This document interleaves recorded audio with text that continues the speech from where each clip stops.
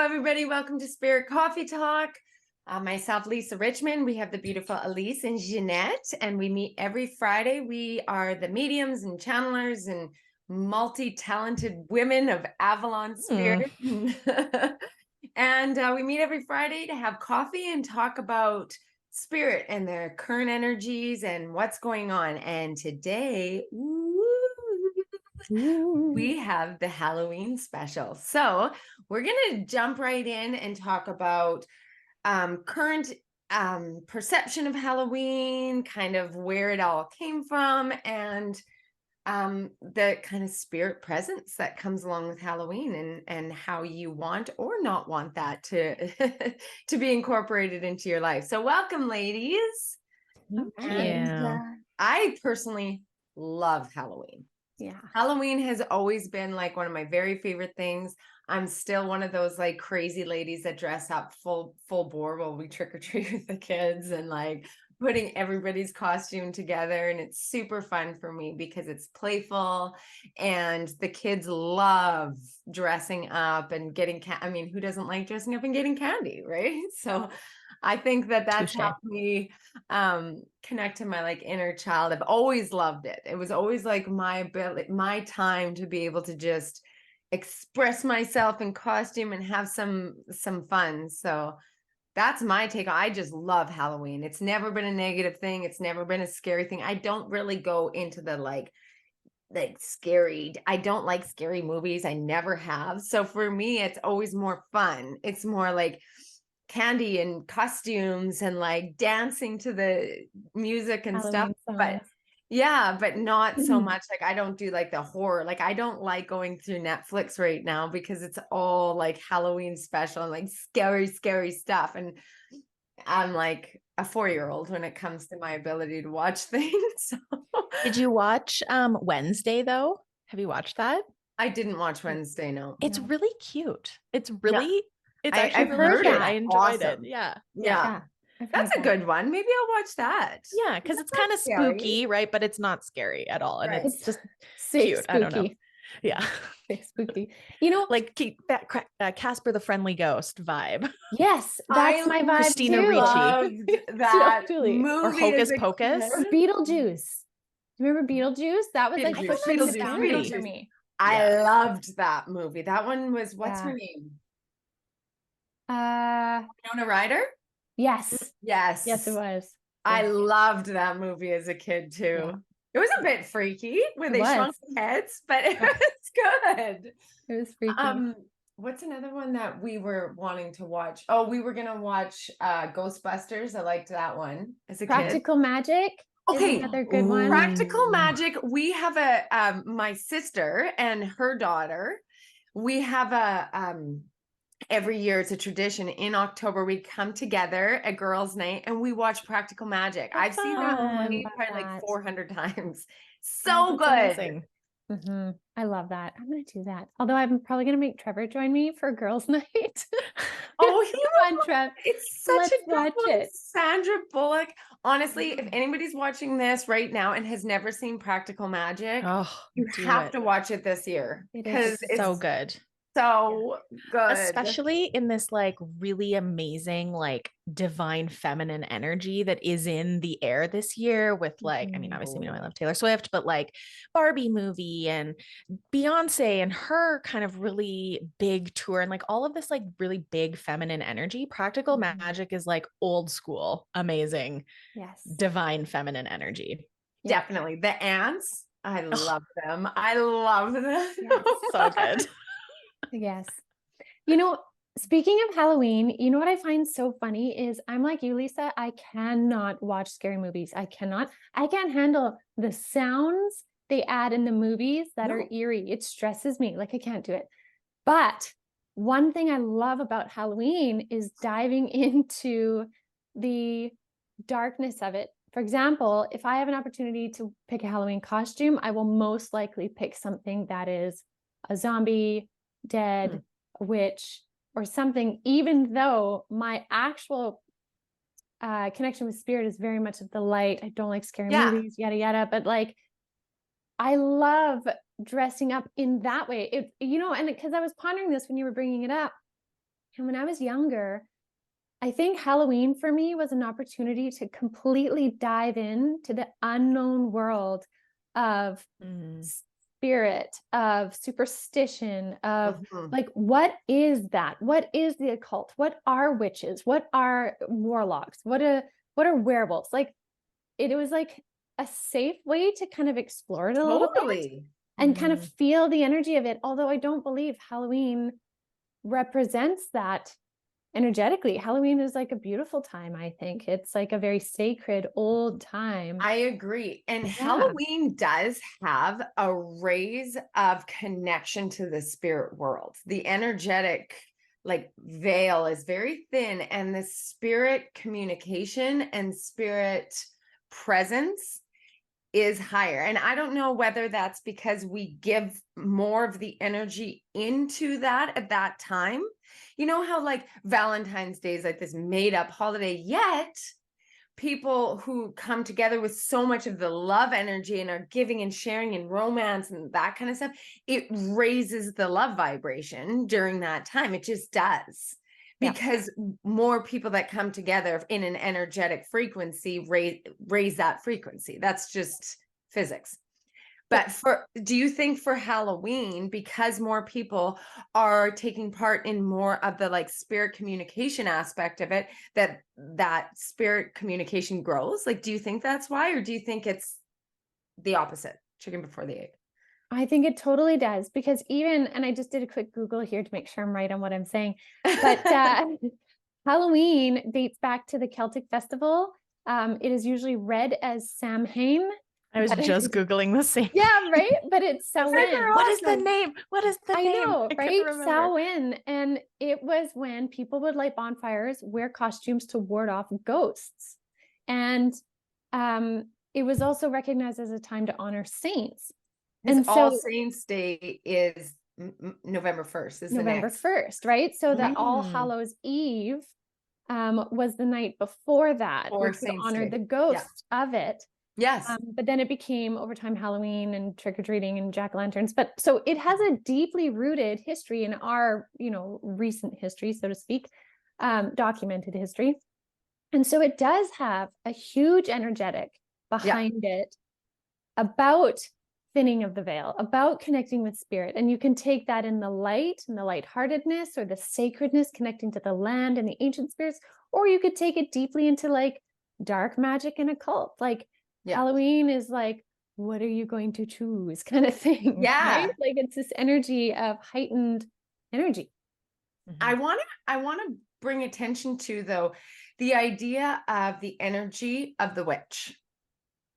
Because we might have talked about this last year at Halloween, but for me, I feel like my perception of the witch energy has changed dramatically over the years, because we were taught to fear the witch and that witches were evil. And I know a lot of women who deeply resonate with the energy of their inner witch and do like witch traditions that aren't like demon based or like, you know what I mean?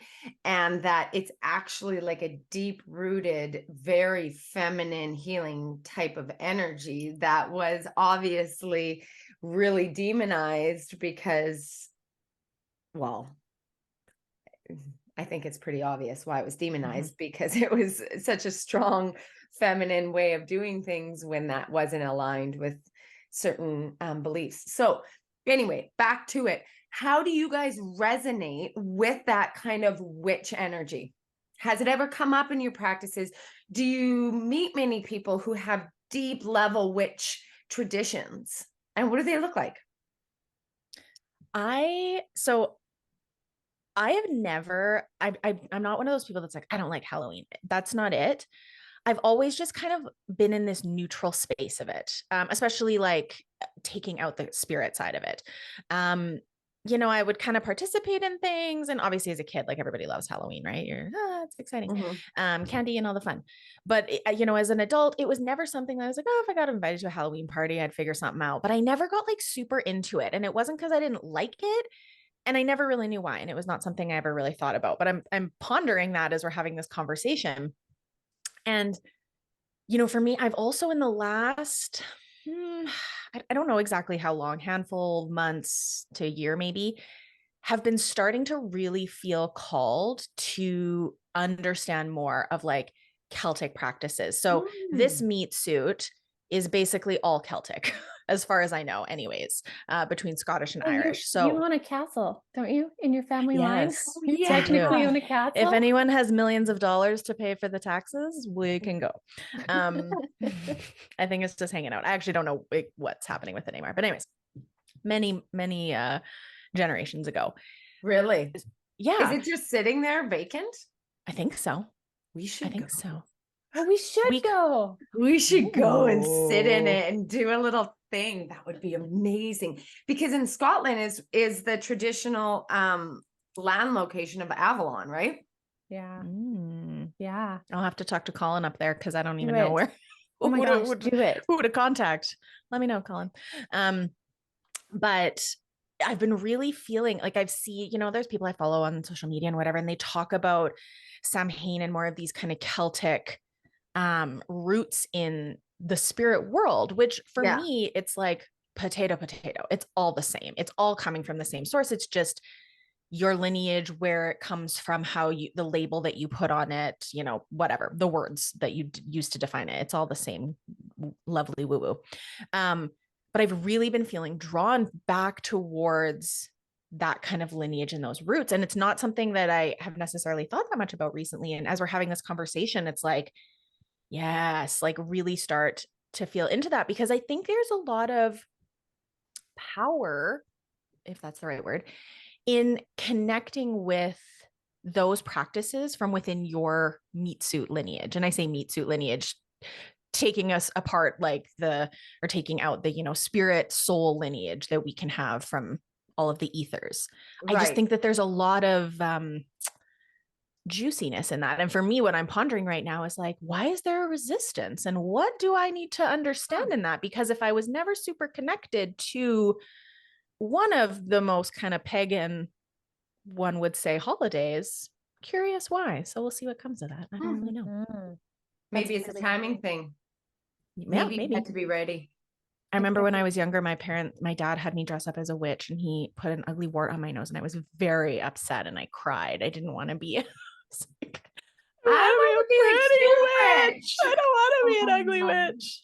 So Right. Wow. that's where we are. That's interesting.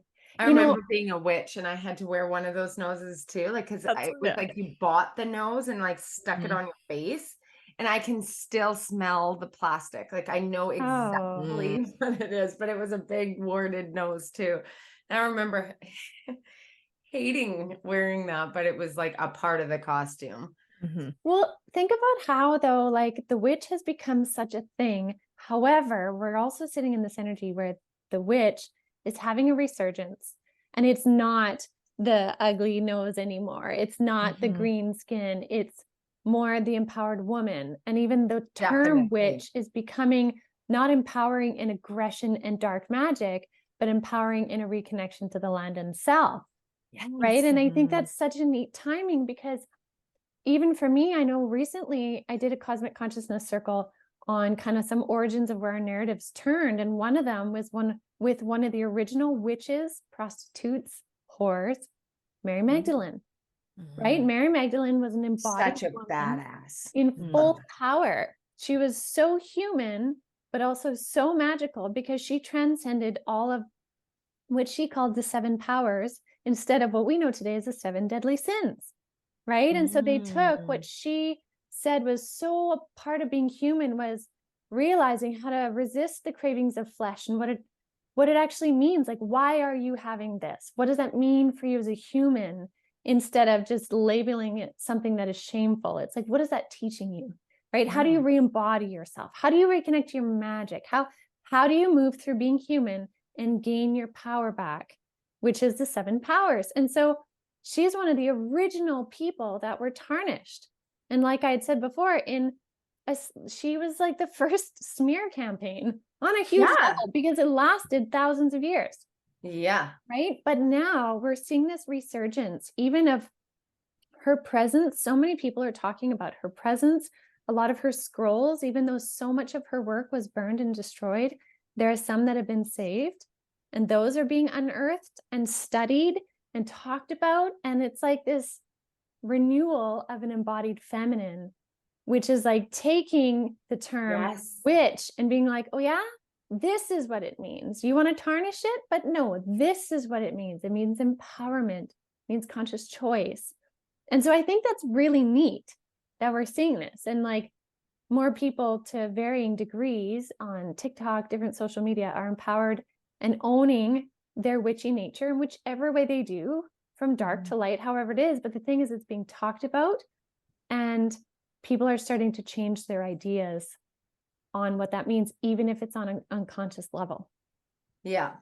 And I think so she's cool. coming in so strong with the shifting consciousness of that feminine that's coming in to like empower. Yeah. Mm-hmm. Right. Totally. Mm-hmm. Last night I was working and sitting at my computer, and I'm kind of like out in the country-ish now. Not really. I'm in a city, but there's not really a whole lot around me. And as I was like Except for yesterday, spiders. It's not really anyone here except for 8 million spiders. God. And now we have like blue tape all over our house for the walkthroughs. And I almost pooped my pants last night because I thought it was a giant spider, because there's spiders everywhere. And I'm, anyways, like having a nervous system response to the spiders. But so I was sitting here, and yesterday or the day before, I had gone out for a walk, and everybody had their Halloween decorations up. And like this neighborhood is like lots of kids, lots of big decorations, like more than in a neighborhood that I've lived in a while. Like 8, not even 12, 15 feet tall guy, like skeleton guys and zombies and inflatable ghosts and all these things. So I was sitting here at my computer, and it was like dead. It's so quiet out here. And all of a sudden, this wind came in, and it was like my whole, and I live in a duplex, so it's like the building itself is quite large, and my computer was shaking. The whole house was shaking. And it was funny because I went onto Facebook, and there's a local Facebook group, and they were like, oh, the wind's not that strong. Like it's not registering as that strong. But yet I was looking outside, and I'm like, the house is going to blow away. Like it's just, it was bananas. And they kept saying winds of change, winds of change. And I was like, okay. And then it was funny because people were like, my ghost from my front lawn blew away. So if you see that flying around town, or like, Oh my God. pumpkin, my inflatable pumpkin has flown down the street. So if someone notices it, I've sent my kids out to go find it. But, and so I laughed at that, because I'm like, oh, there's ghosts floating around, like literally skeletons flying about in the neighborhood. Wow. But as we're talking, I just kind of like, it happened. I was like, oh, that's a crazy storm. It was out of the blue. It's late October. I don't know what world we're living in, but the weather here is so weird right now. But as we were just talking, and you were bringing that up, Ginette, and as we've kind of been talking about this shift in the witch, they brought that up again, this winds of change, and how, so I'm really curious, we're recording this a little bit ahead of Halloween. I'm really curious, as we edge closer and closer, and even the day of, what that energy is going to be like, because I feel, just given the energy of that divine feminine shift that we've seen in the last year, really 2023, but especially since like the summer, which I know has a big piece of, was it Venus and Lilith and a whole bunch of really intense divine astrological energy, now shifting into the Halloween energy. I'm really curious what we'll see come up collectively from that kind of really powerful, beautiful, divine feminine space. Too, with the Halloween happened shortly after the last eclipse, because the lunar eclipse, right, with this eclipse season, When's on the the full 28th. The 28th. 28th. Yeah. So the 31st is still going to be in that energy of the full moon and the eclipse. Like, those 3 days post where it's like the same for 3 days. It's a very significant time. Like these are significant times where every day packs such a punch. Like so much can happen in one day. So much can happen. Have you guys not felt that this past week? Every day has felt like a month. Huge. It's like the next day, I'm like, first of all, I can't believe that was just a week. And second of all, like every day feels like the lesson that you'd bring through for a full year, and it was in a day. And it's like, what is happening? And you can understand it, and you can I want to say like bring it through and transmute it as information, and you can get it.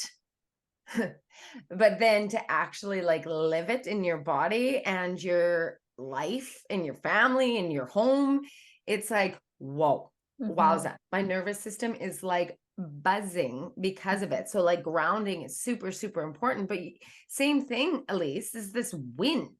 And I understand that I live in the prairie, so it's windy all the time.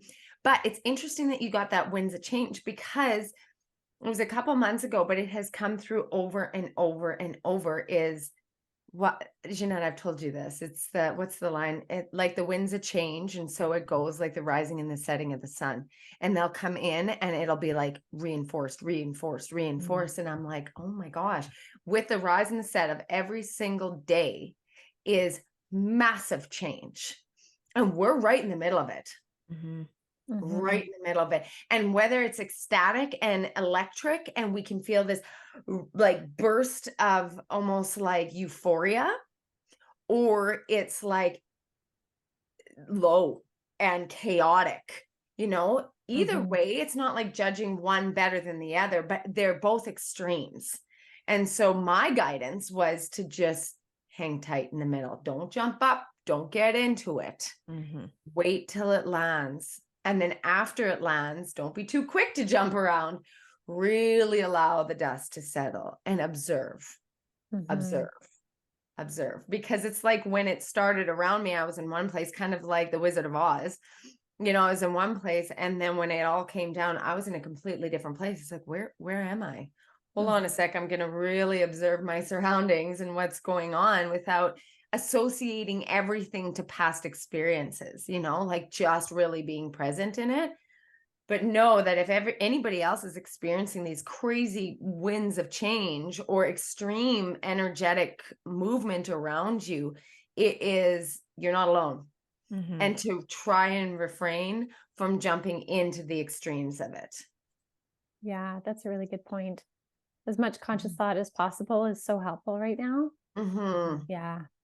And bring in, even if you're not used to doing this, like bring in the energy of your guides or Mary Magdalene or whomever that might align with you, the Holy Spirit. Just say like, please help my guides, my team, please help me right now to stay grounded and to stay present in my current reality and bring me into like my greatest good and allow me to see things clearly and calm any kind of static energy around me, because we are moving so quickly on a collective. We really are.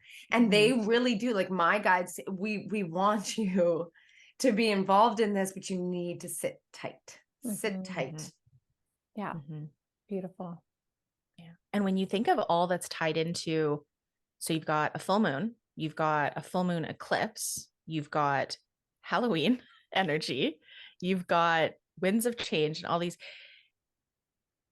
it might feel a little chaotic. And again, that's not necessarily yeah, it already has. But October's been a wild month in a lot of different ways, but kind of pairing all of those things together, I think exactly what you were saying, Lisa. It's like the more that you can bring your peeps close to you and kind of create a little bit of a boundary of support, not as like you have to protect yourself or anything, but just as a grounding force. I remember I can't remember who it was, but someone gave me this visual of in a meditation using the idea when you feel really chaotic of being in the eye of a storm and allowing that like really peaceful eye of storm energy to kind of surround you. And it's like all of the craziness, all of the chaos, let it like circle around you. It's still there, not forgetting about it, brain, but allowing that to just kind of like pop out so that it gives you that little bit of sensation of being in that eye of storm, that peaceful place, have your people around you to kind of ground you into it and, connect into the joy and the fun of the season. Yeah. That's your jam. That's beautiful. Amazing. Okay. Well, any other thoughts on Halloween? No, I think that enjoy it. and have some fun with it if you think, because the veil is thin and your ability to connect in the spirit world is higher. And that's just like you talk to mediums, you talk to channelers, they'll say like that energetic frequency is more available.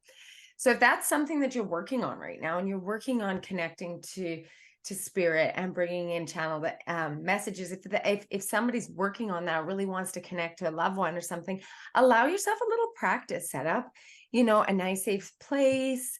And you can ask your guides to surround you with light and pull in any connections and practice.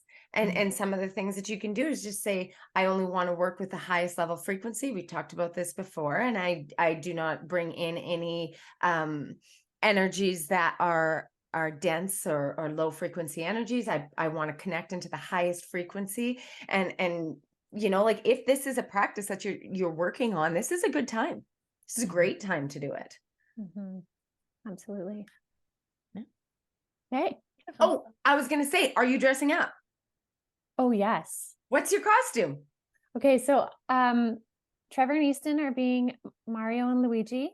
Oh. And Brie and I are being these really funky, like dance clowns, but dead dance clowns, of course, because we have to do the darkness part. Yeah. And I got these white contacts for my eyes. So So I'm really excited by that. Oh. Yeah, like my clown costume is black, silver, and white, and suspenders, bow tie, all those things. But then I got white contacts. I'm pretty excited. Oh, that's money. Good for you. You got to send pictures. I can't wait to see. What are you dressing up as?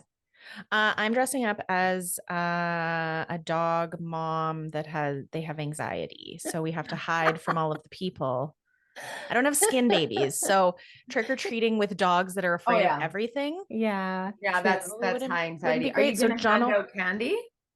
I don't know, because I feel like it'll make the dogs banana sandwich, and Ava is already like uber sensitive to energy. So that might give me more chaos in life that I'm just not really sure I want right now. So yeah, John will probably make me watch scary movies because he loves scary movies. So I'm going to cuddle probably together. Just sit like this all night and like la la la la. That'll be my night. What about you? Well, mine isn't like all that spectacular, but generally I like go off the theme of whatever the kids are. So August and Marley are they're like two peas in a pod. So they're both like, August is Miles Morales, Spider-Man, like the newest one. And then she is what's the female spider? What's her name again? I forget, but she loves her because she's kind of a badass, and she likes, so I got them each costumes, which they have put on and gone into the park behind us, and they like go through the trees, and like, I'm like, one day I was looking for them and there's a woman walking. I'm like, have you seen like two spider kids? They're playing in the trees. Anyway, they're like so excited about that. But River, my youngest, she's 3, has been like super into Mickey Mouse lately. So we have her as Mickey in this like the cutest costume we've ever seen. And then I'm going as Minnie. And then Chad, my husband, is going as Goofy because he's like tall and thin and like super goofy, right? Like he's like the Goofy. And we have a big doodle, and she has Pluto. That is so fun. So it's really cute. Yeah. And then we always just come back after, sort candy, watch a movie. We have a little Halloween dance party. And my oldest is 16 and she's like too cool for school. So she's going to hand out candy with her girlfriend, and they're going to like probably have like cute little costumes on. So amazing. Right on. So fun. Yeah. Okay. Awesome. Well, thanks for joining us, everybody. And I hope you have a magical Halloween. I was going to say Christmas. A magical Halloween, and that you are filled with the joy that can come with it, and however it is that you want to practice or not practice it. So sending lots of spirit-filled love from Spirit Coffee Talk, and a happy Halloween, and lots of love to everybody out there. Mwah. Happy Halloween, everyone.